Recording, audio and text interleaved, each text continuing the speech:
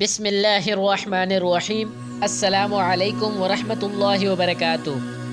حضرت ابو ہریرہ رضی اللہ تعالیٰ عنہ روایت کرتے ہیں کہ انہوں نے عرض کیا، یا رسول اللہ صلی اللہ علیہ وآلہ وسلم، قیامت کے دن آپ کی شفاعت سے سب سے زیادہ سعادت کسے ملے گی؟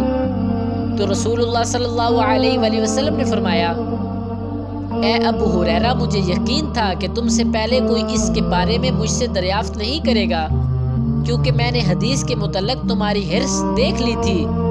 سنو، قیامت کے دن سب سے زیادہ فیض یاب میری شفاعت سے وہ شخص ہوگا جو سچے دل سے لا الہ الا اللہ کہے گا۔ حضرت عبداللہ بن عمر بن عاص رضی اللہ تعالیٰ عنہما سے نقل ہے کہ میں نے رسول اللہ صلی اللہ علیہ وآلہ وسلم سے سنا، آپ صلی اللہ علیہ وآلہ وسلم فرماتے تھے کہ اللہ علم کو اس طرح نہیں اٹھا لے گا کہ اس کو بندوں سے چھین لے، بلکہ وہ علماء کو موت دے کر علم اٹھائے گا، حتیٰ کہ جب کوئی عالم باقی نہیں رہے گا تو لوگ جاہلوں کو سردار بنا لیں گے، ان سے سوالات کیے جائیں گے اور وہ بغیر علم کے جواب دیں گے، اس لیے خود بھی گمراہ ہوں گے اور لوگوں کو بھی گمراہ کریں گے۔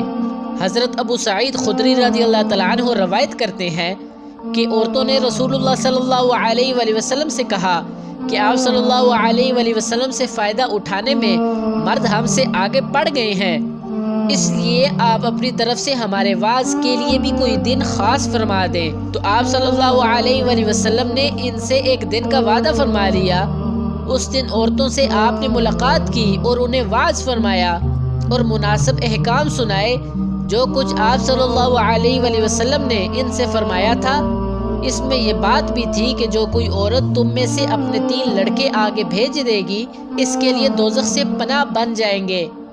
اس پر ایک عورت نے کہا، اگر 2 بچے بھیج دے؟ آپ نے فرمایا، ہاں، اور 2 کا بھی یہی حکم ہے۔ حضرت عائشہ رضی اللہ تعالیٰ عنہا فرماتی ہیں کہ ایک مرتبہ نبی کریم صلی اللہ علیہ وآلہ وسلم نے فرمایا کہ جس سے حساب لیا گیا اسے عذاب کیا جائے گا۔ حضرت عائشہ رضی اللہ تعالیٰ عنہ فرماتی ہیں کہ یہ سن کر میں نے کہا کہ کیا اللہ نے یہ نہیں فرمایا کہ عنقریب اس سے آسان حساب لیا جائے گا؟ رسول اللہ صلی اللہ علیہ وآلہ وسلم نے فرمایا کہ یہ صرف اللہ کے دربار میں پیشی کا ذکر ہے، لیکن جس کے حساب میں جانچ پڑتال کی گئی، سمجھو وہ غارت ہو گیا۔ پیارے دوستوں، اگر آپ مزید احادیث شریف سننا چاہتے ہیں تو میرے چینل کو ضرور سبسکرائب کریں۔ اللہ تعالیٰ آپ کو اپنے حفظ و امان میں رکھے۔ ملتے ہیں نیکسٹ ویڈیو میں، تب تک کے لیے اللہ حافظ۔